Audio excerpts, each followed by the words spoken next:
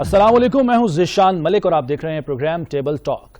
नाज़रीन, कल यानी गुज़श्ता रोज 26 जनवरी को भारत का यौम जमहूरिया था। वो भारत जो गुज़श्ता कई दिहाइयों से, तकरीबन 70 दिहाइयों से पूरी दुनिया की आंखों में धूल झोंकता आ रहा है, कल उसके चेहरे से जो खुद साख्ता जमहूरियत होने का दावा करता है वो नकाब उतर गया। ऐसा मुल्क जिसके अंदर ही कई रियासतें आज़ादी की तहरीकें चला रही हों और लोग जो है आज़ादी के लिए जद्दोजहद कर रहे हो, अपनी जानें दे रहे हों, क्या ऐसे मुल्क को अपना यौम जमहूरिया मनाने का हक है?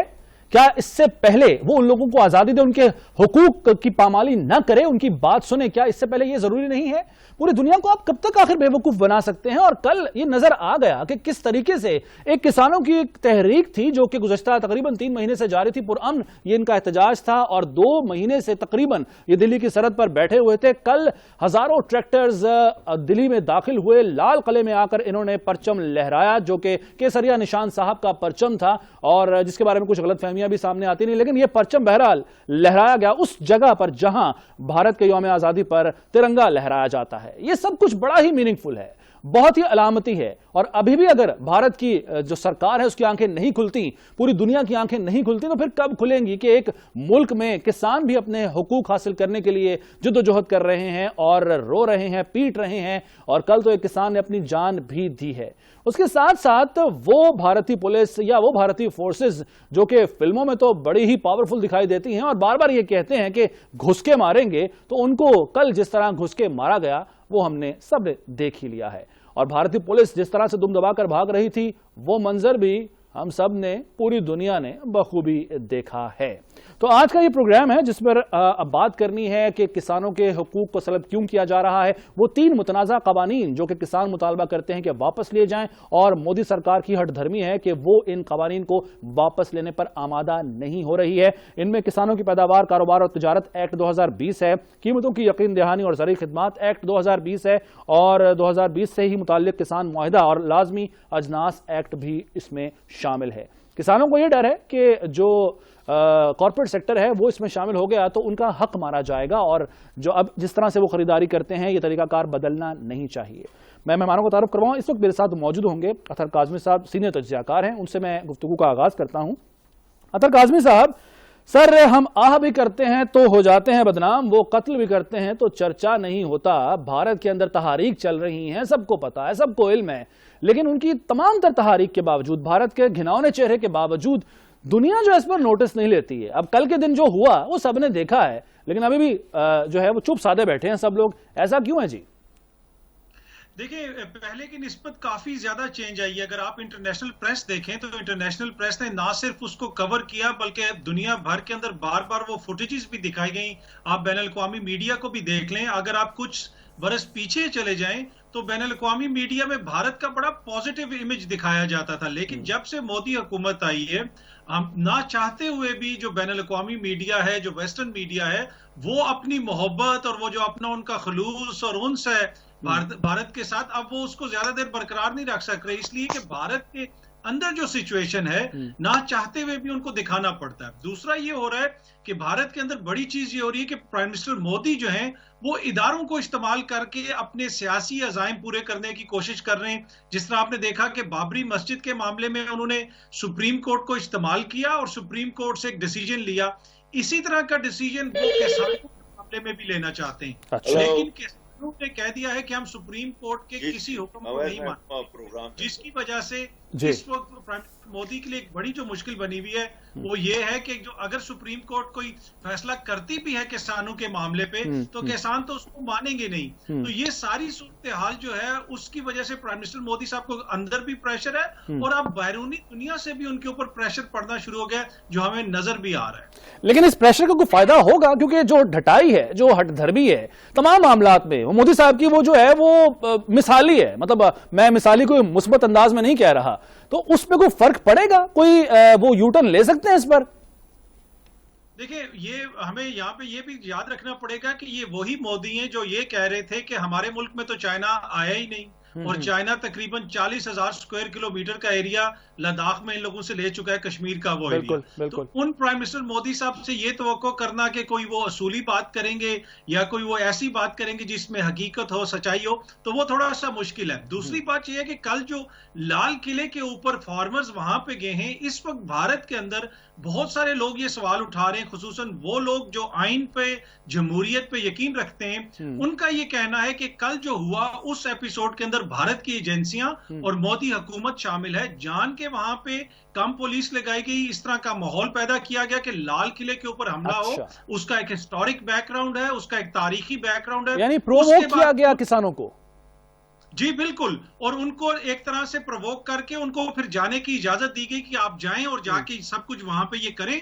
और उसके बाद फिर मीडिया के ऊपर वो पिक्चर्स दिखाई गई, फिर कहा गया कि इसमें आईएसआई मुलविस है, इसमें खालिस्तानी मुलविस है, और अवाम को किसानों के खिलाफ करने की कोशिश की गई। उसी तरह जिस तरह हमने कैपिटल हिल में देखा, अमेरिकन एजेंसियां, वो एजेंसियां जो पूरी दुनिया में एहतजाज करवाती हैं, सियासी तहरीकें चलाती हैं, उनको नहीं पता चला और कैपिटल हिल के ऊपर हमला हो गया। उसी किस्म की हरकत यहाँ पे हुई है कल इंडिया में, लेकिन ये फिर बैकफायर हो गया, इसलिए कि किसानों के मामले में असल जो प्रॉब्लम है मोदी को हो रहा ये है कि उनकी तफरीक और नफरत की सियासत किसानों पे नहीं चल रही, इसलिए कि किसान मुसलमान भी है, सिख भी है, हिंदू भी है, जैन भी है, तो वहां पे वो तफरीक की सियासत उनकी चल नहीं रही, ये उनको परेशानी है असल। लेकिन अक्सरियत तो जो है सिखों की है और इसीलिए उसको वो खालिस्तान तहरीक से भी जोड़ने की कोशिश कर रहे हैं, क्या ऐसा ही है?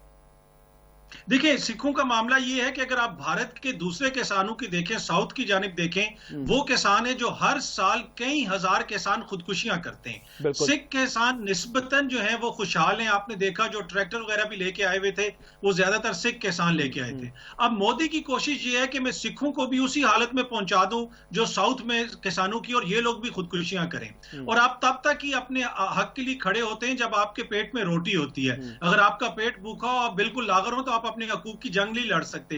तो मोदी की कोशिश ये है कि सिखों को, पंजाबियों को, किसानों को भी उसी हालत में मैं पहुंचा दूं जिस जो हालत दूसरे किसानों की है। लेकिन सिख खड़े हैं और वो आगे सबके लिए, और वो दूसरे किसानों की भी बात कर रहे हैं, और यही वजह है कि हमें सिख ज्यादा आगे नजर आते हैं दूसरे किसानों की निस्बत। अच्छा, मुझे तारिक पीरजादा साहब ने भी ज्वाइन कर लिया है, उनसे बात करते हैं। तारिक साहब, ये बताइएगा कि कल जिस तरह काज़मी साहब कह रहे थे, काज़मी साहब कि प्रोवोक किया गया किसानों को, पहले ये बड़ा पुरअमन एहतजाज था और बड़ी तारीफ भी इस हवाले से की जाती थी कि वो अपनी जगह पर बैठे हुए अपने पुरअमन तरीके से एहतजाज कर रहे हैं। लेकिन कल एक शायद ऐसा तासुर गया कि जो ये लोग दाखिल हुए और पुलिस के साथ जो है मारामारी हुई है, धींगा मुश्ती हुई है, या फिर एक किसान हलाक भी हुआ है, पुलिस वाले जख्मी हुए हैं, तो इसमें ये खून रेज़ी का रंग जो है वो जानबूझकर शामिल किया गया है। भारत की ये पूरी स्ट्रेटेजी थी, आपको क्या लगता है? देखिए, बात यह है कि नरेंद्र मोदी एक दहशतगर्द वजीर आजम है, भारत एक दुश्मन और दहशतगर्द रियासत है। ये बात कलीदी है, ये हमारे हर दलील की बुनियाद होनी चाहिए। अच्छा, ये दहशतगर्दी उनकी अकलियतों के खिलाफ बड़े वसी पैमाने पर दाखिली तौर पर है, जिनमें 20 से 22 करोड़ मुसलमान शामिल हैं, जिसमें करोड़ों सिख शामिल हैं और दूसरी अकलियतों के लोग ईसाई शामिल हैं। और आपने देखा गिरजे जलाए जाते हैं, मस्जिदें गिराई जाती हैं, बाबरी मस्जिद तबाह की जाती है। तो ये एक नई सकाफत है जिसको एक दहशतगर्द वजीर आजम लेकर चल रहा है, हिंदुस्तान को सिर्फ और सिर्फ इंतहा पसंद हिंदुओं की रियासत में तब्दील करने के लिए। वैसे तो यहाँ लोग आंखें बंद करके नेहरू की भी तारीफ कर देते हैं, हालांकि उससे ज्यादा मक्कार और धोखेबाज कश्मीर के मसले पर कोई भी वजीर आजम नहीं निकला। लेकिन चूंकि जरा सी इनकी जुबान और इनके इकदामात जरा ज्यादा तल्ख हैं, लिहाजा हम इनको ज्यादा बुरी नजर से देखते हैं, वरना हिंदुस्तान का कोई भी वजीर आजम जो है वो किसी इस्तिस्ना के काबिल नहीं है। एक बात। दूसरी बात यह है कि जहां तक कि किसानों का ताल्लुक है, देखें, लोगों को अपनी तहरीकें और अपने मुफादात जो हैं वो बड़े अजीज होते हैं, और यही वजह है कि यहाँ 2 महीने से हिंदुस्तान का सिख जो है, हिंदुस्तान के दूसरे लोग जो किसान बरादरी से ताल्लुक रखते हैं, वो वहां पे आए हुए हैं, कुर्बानियां दे रहे हैं, अपने वक्त की, अपने पैसे की, अपनी जिस्मानी तकलीफ की। और ये बात नरेंद्र मोदी को पहली दफा एक बड़ी सियासी मुजाहिमत का एक जरिए मुफाद के तहफ़्फ़ुज़ के दौरान एक बड़ी सियासी मुज़ाहमत का सामना करना पड़ा है। लेकिन यहाँ जो जमा तफरीक है नरेंद्र मोदी के यहाँ, वो ये है कि ये लोग भारत की अक्सरियत से ताल्लुक नहीं रखते। अच्छा, एक बात, ये बड़ी कलीदी बात है, ये उनकी सोच है नरेंद्र मोदी की। हम अक्सरियती रियासत के नुमाइंदे हैं, यानी नरेंद्र मोदी और उनके इंतहा पसंद हिंदू, लिहाजा उनका जो तजिया है वो ये है मेरे नजदीक कि देखते हैं ये कितने अरसे तक अपनी जो सियासी और जिस्मानी कुव्वत है उसको कायम रख सकते हैं और हिंदुस्तान के अवाम के सामने क्या पैगाम दे सकते हैं। तो मेरा जाती ख्याल ये है कि चूंकि किसानों की जो तहरीक है वो बड़ी जानदार साबित हो रही है और अभी तक उसमें किसी किस्म के इज़्मेहलाल या कमजोरी के आसार नजर नहीं आए, तो आहिस्ता आहिस्ता जो नरेंद्र मोदी की हुकूमत है उसे इनके मुतालबात तो सुनने ही पड़ेंगे, वरना जाहिर है कि भारत के अंदर इंतशार जो है उसमें इजाफा होगा और जिसमें इजाफा होना चाहिए। मुझे अफसोस इस बात का है कि पाकिस्तानी रियासत भारत के मामलात में उस तरह किरदार नहीं अदा कर रही जो कि इसे करना चाहिए। क्या किरदार होना चाहिए तारिक साहब, क्या किरदार होना चाहिए इस वक्त पाकिस्तान का भारत के मामले में? देखिए, पाकिस्तान को भारत की जो किसान बरादरी है उसकी मुतालबात के लिए खुलकर आवाज उठानी चाहिए कि भारत के वहां के मुसलमानों किसानों को, वहां के सिख किसानों को, वहां के ईसाई किसानों को भारत उनकी मुआशी मफादात का कत्लेआम करना चाहता है और ये बात पाकिस्तान को कबूल नहीं है, क्योंकि हम नजरियाती तौर पर हिंदुस्तान के मुसलमानों के मफादात के भी निगहबान हैं। और ये इसी तरह जिस तरह दिल्ली के लाल किले पर खड़े होकर नरेंद्र मोदी ने बलूचिस्तान की बात की थी, लेकिन हम चूंकि एक ऐसी रियासत के लोग हैं जिसका वजीर खारजा बुनियादी तौर पर जुर्रत की औसाफ से कुछ ज्यादा बहरामंद नहीं है, वो कभी हिंदुस्तान को दहशतगर्द रियासत नहीं कहते। सर, मेरे साथ रहिएगा तारिक साहब, आपने जिक्र किया है वज़ीर ख़ारजा साहब का, तो वो मेरे साथ मौजूद हैं शाह महमूद कुरैशी साहब। कुरैशी साहब, पाकिस्तान का क्या किरदार होना चाहिए? जो भारत में इस वक्त तहरीक चल रही है, जाहिर है उसमें सिखों के साथ साथ मुसलमान भी शामिल हैं और हम उनके साथ एक ताल्लुक हमारा बहरहाल है। दूसरा सर ये भी बता दीजिएगा कि भारत जिस तरीके से हर मामले में जो अंदरूनी मामलात होते हैं, पाकिस्तान का एक रोल जो है उसमें जबरदस्ती घुसेड़ने की कोशिश करता है, इसमें भी वो पाकिस्तान की एजेंसियों का नाम ले रहा है, तो पाकिस्तान को इस पर कोई प्रॉपर एहतजाज नहीं करना चाहिए बाकायदा तौर पर? पहली बात तो ये है कि हिंदुस्तान को भारत को सोचना चाहिए कि हमने उनके अंदरूनी मामलात में मदाखलत न की है, न करने का हमारा इरादा है। अब अगर वो अपने मामलात को खुद नहीं संभालते, मिसाल के तौर पर अगर वो मकबूजा कश्मीर में कश्मीरियों के साथ बदसलूकी होती है, जुल्म होता है, उनके हकूक पामाल होते हैं और उसका वो मकामी तौर पर एहतजाज करते हैं, तो क्या उसका जिम्मेदार पाकिस्तान है? अगर वो अपनी पॉलिसीज ऐसी बनाते हैं जिन पॉलिसीज की वजह से जो भारत का किसान है वो समझता है कि उसकी रोजी मुतासिर होगी, उनकी जो है उनकी रोजमर्रा की जिंदगी मुतासिर होगी, वो बदहाली का शिकार हो जाएंगे। और आपके इल्म में है कि वहाँ किसानों ने एहतजाज के अलावा जो किस लेवल की खुदकुशियां की हैं, क्या वो पाकिस्तान करवा रहा है? क्या पाकिस्तान किसानों को कह रहा है कि आप खुदा ना खास्ता खुदकुशी करें या कर्जे ना उतार सकें और उस पर एहतजाज करें? ये पाकिस्तान को मुलव्विस करना बेमानी है, पाकिस्तान का कोई ताल्लुक नहीं है। आप उनसे नशिस्तें, आपने 10 नशिस्तें की हैं उनको, 10 नशिस्तों से अगर आपका कोई नतीजा नहीं निकला तो पाकिस्तान का क्या कसूर है? आप उनकी बात को अगर जायज समझते हैं, आप उसको 1.5 साल के लिए मौखर करने के लिए तो तैयार हो गए, तो अब अगर उसको मजीद आप उनसे कोई अंडरस्टैंडिंग कर लेते तो उस पे एहतजाज उन्होंने पाकिस्तान के कहने पे तो नहीं करना। तो सर यही जवाब हमें सख्त अल्फाज में भारत को नहीं देना चाहिए कि आपने हर मामले में पाकिस्तान को घसीटना या पाकिस्तान को इल्जाम देना जो है वो बंद कर दिया जाए? अब ये बहुत पुरानी हो गई है ये रविश। देखिए, अब वो उनकी, अब आप ये देखें जो EU डिसइंफो लैब है उसके इनकशाफात क्या है?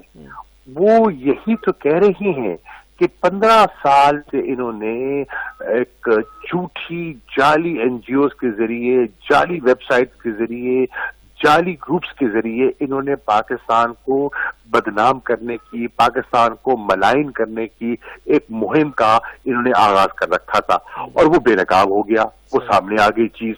ठीक है, अब अपने अंदर झांकिए ना, अपने अंदर हालात को देखिए। अब जो एक गुफ्तगू सामने आई है अपना ये इनकी अरनाब गोस्वामी की, क्या वो पाकिस्तान ने करवाई है? जो रेवोल्यूशंस हैं उस पे पाकिस्तान जिम्मेदार है? ये अपने आंखों में धूल झोंकने के मुतरादिफ है। सर, कतई कलामी के लिए बहुत माजरत, लेकिन अगर इसी तरह की कोई गुफ्तगू या इसी तरह की कोई रिपोर्ट पाकिस्तान के खिलाफ आई होती तो भारत ने तो पूरी दुनिया में बाबेला मचा देना था। हमने इन दोनों चीजों का फायदा इंटरनेशनली, आलमी दुनिया को बाबर करवाने के लिए किस तरह से उठाया है? हमने बिल्कुल उठाया है, तो आज ज़ेरे बहस है, हमने उसका जिक्र किया है। तो आज कल आपके जो कल गुजरी है वहां यूरोपियन पार्लियामेंट को इसके बारे में ब्रीफ किया गया है। हमने जो डॉसियर बनाया था कि जिस तरह भारत पाकिस्तान के अंदर दहशतगर्दी की पुष्पनाही कर रहा है, उसको हमने जितने अहम ममालिक हैं, दारुल खिलाफे हैं, वहां तक हमने पहुंचाया है, डिसेमिनेट किया है। आज मैं फॉरेन रिलेशंस कमेटी, सेनेट की फॉरेन रिलेशंस कमेटी के सामने था और वहां मैंने उनसे भी वो कॉपी शेयर की है ताकि हमारे पार्लियामेंटेरियंस को भी मालूम हो कि क्या क्या तफसीलात हैं और उसमें क्या क्या इंकशाफात हैं। सही। अच्छा कुरैशी साहब, जैसे कि अभी आपने कुछ देर पहले जिक्र किया है खुदकुशियों का जो किसान करते हैं, 20 साल में 3 लाख से ज्यादा किसानों ने खुदकुशियां की हैं हालात को से तंग आकर। सर, अगर ये किसी और मुल्क में हुआ होता तो अब तक तो वावेला मच गया होता, और लेकिन आलमी जो बरादरी है वो भारत की ये तमाम तरह स्याहकारियों पर चुप साधे क्यों है, क्यों खामोश है, क्यों उस तरह से बास पुरस नहीं करते हैं मोदी साहब या जो भी वजीर आजम माजी में आए हों उनसे? ये है कि बहुत से ममालिक हकायक जानते हुए भी अपने वक्ती मफादात और अपने जो उनकी जो जरूरियात होती हैं उनको सामने रखते हुए वो सरफे नजर करते हैं। इसका ये मतलब नहीं है कि वो आगाह नहीं है। बहुत से ममालिक आगाह होने के बावजूद आंख बंद कर लेते हैं और मुंह फेर लेते हैं। लेकिन international media, international human rights organisations, electronic, print, social media जो पब्लिक ओपिनियन को हमवार कर रहा है जिस अंदाज में, ये चीज छुप नहीं पाएगी। सर, ये जो गवर्नमेंट तब्दील हुई है अमेरिका में, जो बाइडेन आए हैं लेकिन उनकी काबीना में अक्सरियत जो है वो भारतीय नजाद लोगों की है, तो इससे क्योंकि लॉबिंग बड़ी अहमियत रखती है, तो क्या अब जैसे कि आपने कहा भारत तो एक लाडला बच्चा है पूरी दुनिया के लिए और फवायद हैं, मौशी फवायद भी होते हैं, तो पाकिस्तान का जो मौकफ है क्या वो अब मजीद कमजोर होगा या आप अभी भी पूरी उम्मीद है कि चाहे हुकूमत बदल जाए, चाहे भारतीय वहां पर बहुत बड़ी तादाद में हो, लेकिन पाकिस्तान का मौकफ अभी भी जिंदा और बड़े तवाना अंदाज में हम पेश करते रहेंगे? देखिए, इंशाल्लाह जो नई इंतजामिया आई है हम उसे एंगेज करेंगे, हम बड़े भरपूर तरीके से अपना मौक़िफ़ पेश करेंगे और हमें बेजा घबराना नहीं चाहिए। देखिए, इस वक्त जो अमेरिकन इंडियंस जो इस इंतजामिया का हिस्सा बने हैं, जो उनको जिम्मेदारियां दी गई हैं, आप देखें तो उनकी जो सोच है वो इस वक्त मौजूदा भारत की जो बीजेपी आरएसएस गठजोड़ की हुकूमत है उसके बरक्स है। वो बहुत से लोग हैं जो समझते हैं कि नरेंद्र मोदी की सरकार ने हिंदुस्तान का हुलिया बिगाड़ा है। वो समझते हैं कि जो वो सेकुलर डेमोक्रेटिक इंडिया जो जिसका वो उनके बड़ों ने ख्वाब देखा था, आज की पॉलिसीज उसके बरक्स हैं। तो वो जरूरी नहीं है कि मौजूदा रिजीम की पॉलिसी से मुताबिकत रखते हों। आपने देखा कि उनमें से बहुत से लोगों ने कश्मीर पर और कश्मीर पे जो ह्यूमन राइट्स वायलेशंस हो रही हैं उस पर उन्होंने जिक्र किया हुआ है, उनके स्टेटमेंट्स मौजूद हैं, रिकॉर्ड पे मौजूद है। ठीक है, शाह महमूद कुरैशी साहब, बहुत शुक्रिया आपके वक्त का और आपने जो जी जी मैं इन गोलमोल बातों से बहुत ज्यादा वाकिफ हूं। देखें, ये बात जहन में रखने की है कि ये कहना कि वहां पर अगर हिंदुस्तानी नजाद लोगों की अक्सरियत है और वो भारत की सेकुलरिज्म, तो ये और उसके मुतालिक वो परेशान है। ये जो सेकुलरिज्म का लफ्ज इस्तेमाल हो रहा है ना आजकल पाकिस्तान में, ये कुछ पाकिस्तान के दानिशवरों और सियासतदानों की ज़हनी बीमारी की तरफ इशारा करता है। हिंदुस्तान तो अब हिंदुस्तान के लोग, क्या नरेंद्र मोदी ने कभी एक दिन भी सेकुलर हिंदुस्तान का जिक्र किया है? नहीं। ये मुहावरा, इस मुहावरे को मौत आ चुकी है, कोई इसकी बात नहीं कर रहा। ये यहाँ हमारे यहाँ एक ज़हनी बीमारी है कि हम भारत के सेकुलरिज्म का जिक्र करते हैं। कुरैशी साहब, क्या आप साथ मौजूद हैं सर? वास्ता हमदर्दी का एक इजहार करते हैं, एक बात। दूसरे, शाह साहब बात कर रहे हैं, जी। आगाह करते रहेंगे, वाकिफ करते रहेंगे बैन अवी दुनिया को।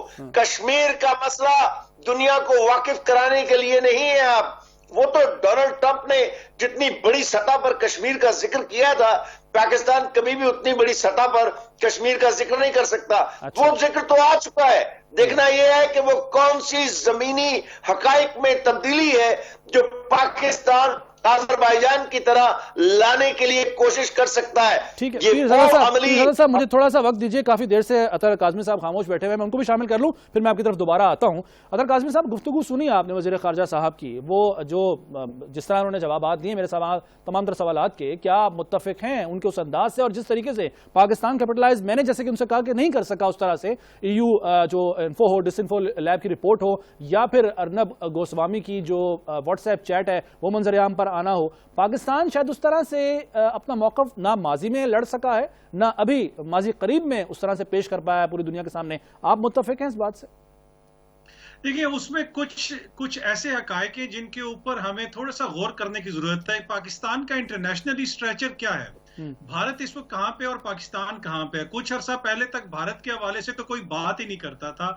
जिस तरह शाह साहब ने भी अभी जिक्र किया, गुज़िश्ता रोज ही यूरोपियन पार्लियामेंट के अंदर EU डिसइन्फो लैब के जो चेयरमैन है, उनके CEO हैं, एग्जीक्यूटिव हैं उनके जो इदारे के, उन्होंने ब्रीफिंग दी है मेंबर यूरोपियन पार्लियामेंट्स को इंडियन क्रॉनिकल्स के हवाले से, उस सारी कैंपेन के हवाले से जो इंडिया चला रहा था पाकिस्तान के खिलाफ। तो प्रोग्रेस तो है। बहुत अरसे के बाद हमने ये देखा है कि पाकिस्तान के अंदर एक सियासी हुकूमत आई है जिसका रिस्पांस कमजोर हो सकता है, उस पर आप तनकीद भी कर सकते हैं, लेकिन वो कम से कम नाम तो ले रहे हैं ना। यहाँ पे तो हमने ये देखा कि खलबोशन का कोई नाम लेना पसंद नहीं करता था।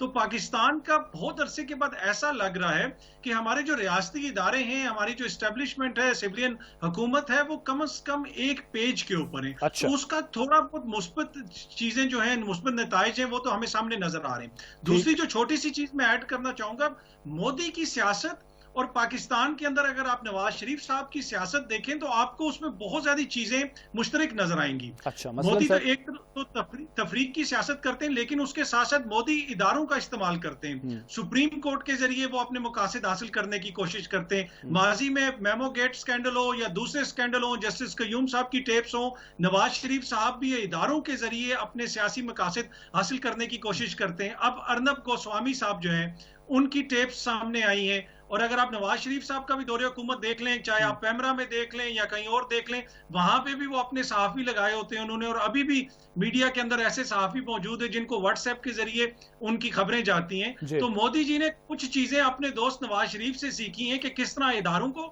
और मीडिया को इस्तेमाल किया जाए। तो क्या उनका अंजाम भी अपने दोस्त जैसा होगा या फिर आप उनको महफूज देखते हैं? उसमें कमी हो सकती है। जी, मैंने पूछा नरेंद्र मोदी का अंजाम भी, जैसे कि उनका आपने कहा दोस्त हैं नवाज शरीफ साहब, उनसे अडॉप्ट किए उन्होंने चीजें, आप देखते हैं उनका अंजाम भी उसी तरह का या फिर वो महफूज हैं? नहीं, उधर प्रॉब्लम ये है कि पाकिस्तान के अंदर मेजॉरिटी जो लोग हैं वो जमहूरियत पसंद हैं और वो जमहूरियत के मुताबिक फैसले करते हैं। उन्होंने तो नवाज शरीफ साहब को हटा दिया, उनको वोट नहीं दिए। अच्छा। दूसरी जानिब हम ये देखते हैं कि वहां पे जो अवाम है वो 3 दफा बीजेपी को इलेक्ट कर चुकी हैं, एक इंतहा पसंद जमात को इलेक्ट कर चुकी हैं। जब तक पूरा उनका मुआशरा ये चेंज नहीं लेगा, मेरा नहीं ख्याल कि मोदी साहब कहीं जा रहे हैं। अब तो चाहे उनकी आर्मी तो हो। सर, मोदी साहब की कामयाबी की वजह यही तो नहीं कि वो इंतहा पसंदी, जो कि भारत में शायद इस तरह से किसी ने खुलकर उसका इजहार नहीं किया था, वो मौजूद तो बहरहाल थी। और ये हम छोटी मोटी जमातों, शिवसेना की अगर चले हम बात कर लें, उनकी शक्ल में नजर आती थी हमें, लेकिन मोदी साहब ने उसी चिंगारी को जो है वो अलाव में तब्दील कर दिया। उनकी कामयाबी की वजह कहीं यही तो नहीं है?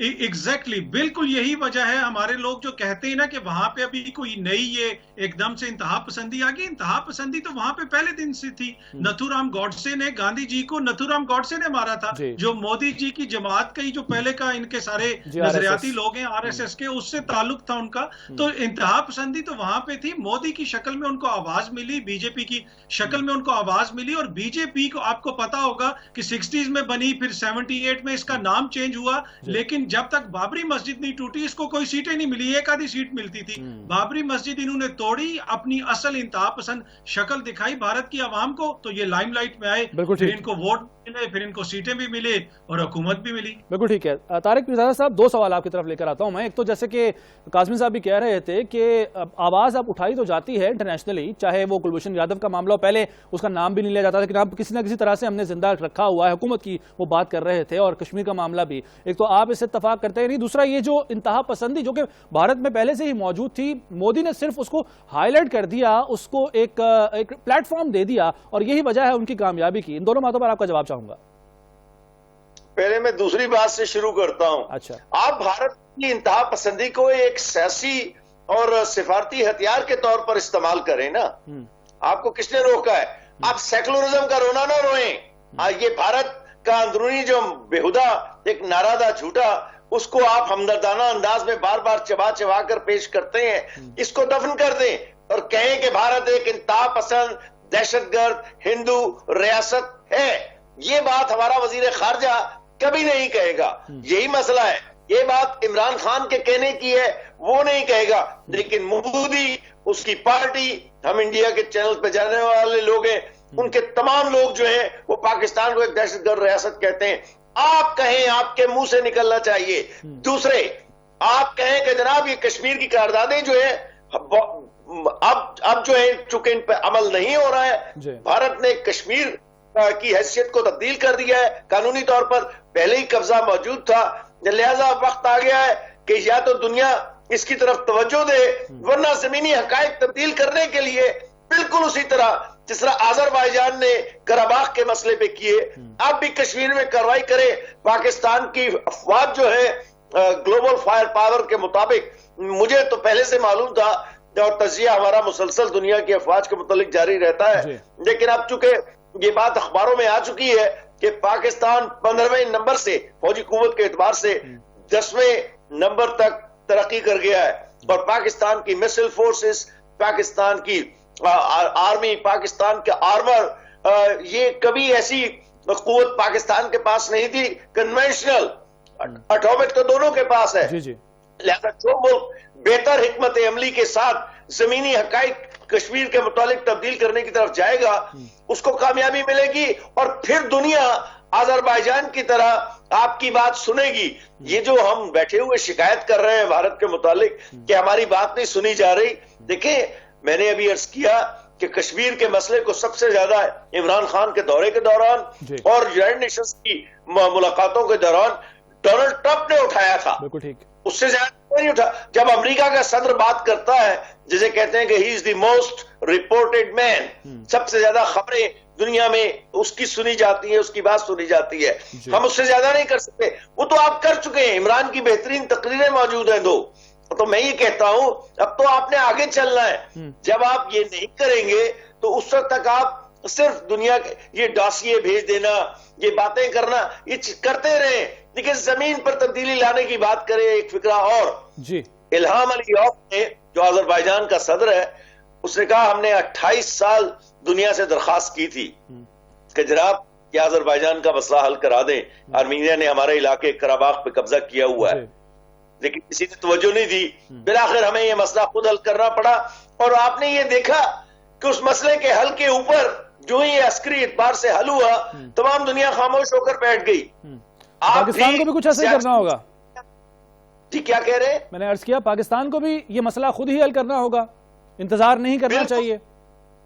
नहीं, अगर आप देखें कश्मीर की तहरीक आजादी की मालियाती, मंसूबा जाती, अस्करी, सियासी, सिफारती, ये 5-6 इकसाम की इमदाद उनको फराहम नहीं करते हैं। वो तहरीक भारत के अंदर इतनी कुव्वत मौजूद है कि उस तहरीक को अमलन खत्म कर सके।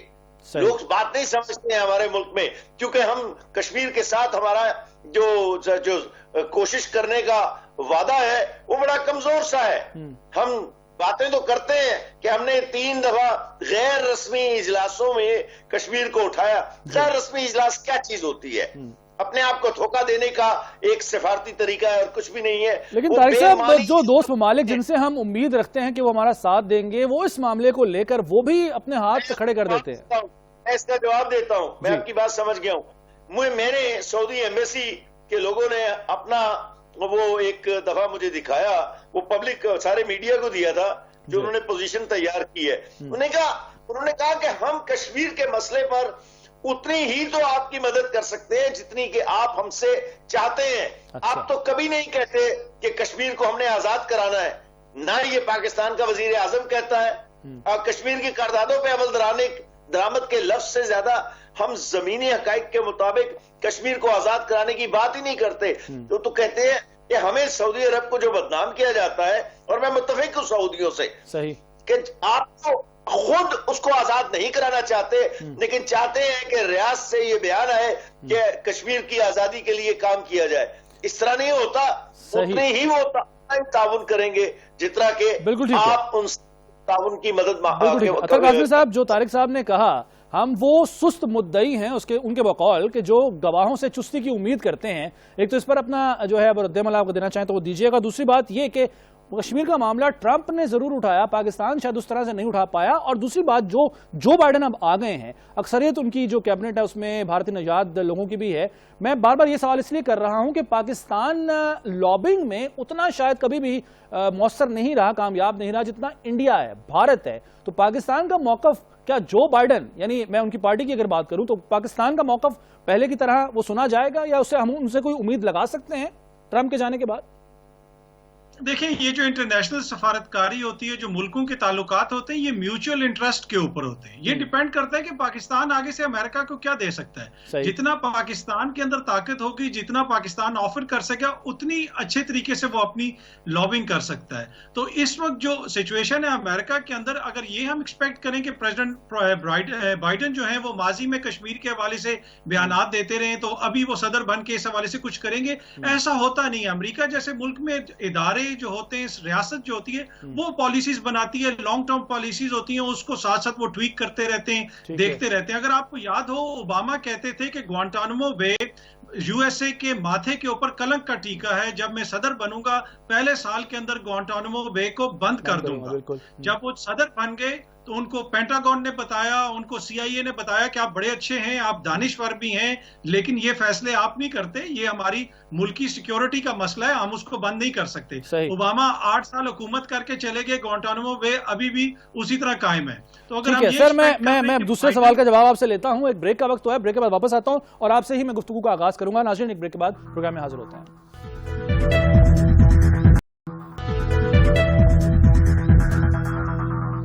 प्रोग्राम में एक बार फिर खुश आमदेद। अतर काज़मी साहब, अपनी बात मुकम्मल कर लीजिए, फिर मैं तारिक ज़ादा साहब की तरफ चलता हूं।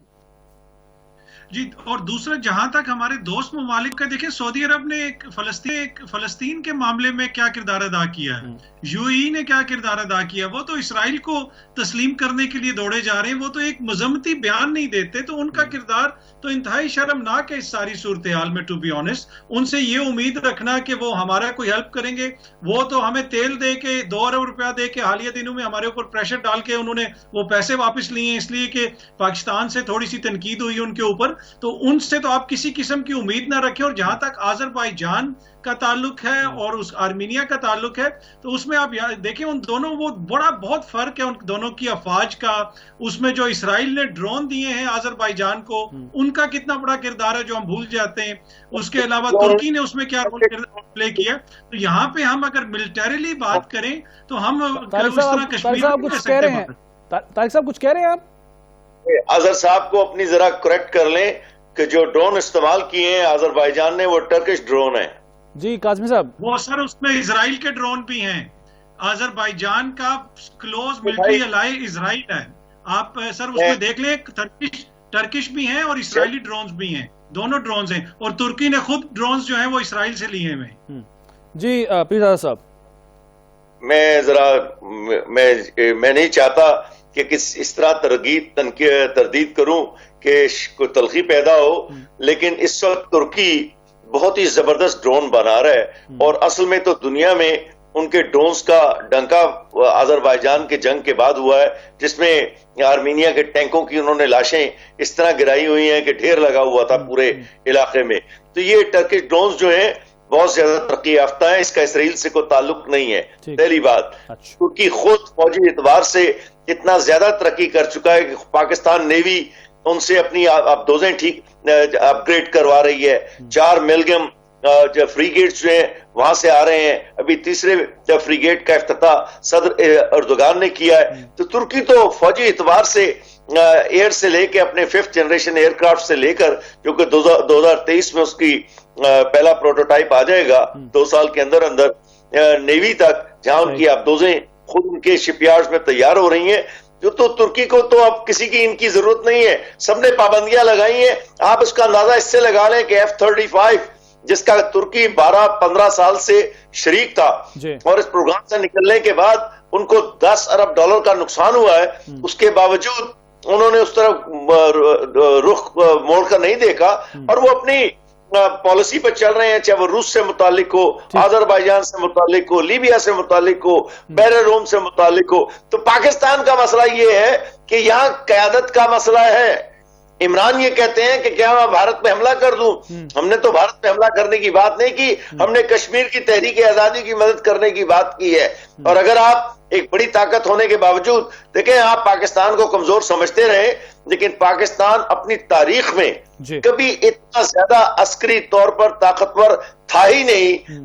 इसका आपको अंदाजा है कि इस वक्त जो हमारा आर्मर है 125 मिलीमीटर की स्मूथ बोर गन से लेस जो V8 टैंकों से लेकर अल खालिद और अल खालिद 1 तक, यानी कि एक ऐसी हमारे आर्मर जमीन पे हमारी कुव्वत है, हमारे पास रॉकेट्स बन रहे हैं, मिसाइल फोर्सेस हैं, हमारी किस बेशुमार चीजें। पिज़ारा साहब, दिफाई एतबार से तो मुस्तहकम हम हैं, लेकिन क्या मौशी एतबार से हम उतने मुस्तहकम हैं कि ऐसा कोई भी एडवेंचर कर सके?